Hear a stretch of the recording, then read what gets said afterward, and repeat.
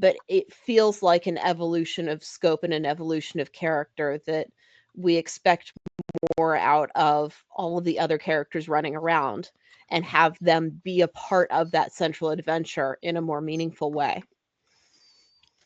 Well, and even then, if you really think about high fantasy, go back to the examples that we used. Most of those are not one man versus the universe. Lord of the Rings isn't one man versus the universe.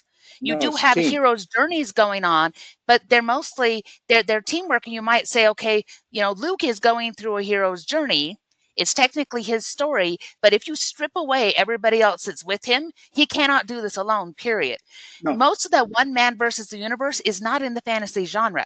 You find it in a lot of other genres, but a lot of fantasy is about the team effort, even if you do have a central Harry Potter, a central Luke Skywalker, a central whatever, who's crossing off those boxes, checking off, I have a word, checking off those boxes in the hero's journey. He's not doing it in an isolated fashion.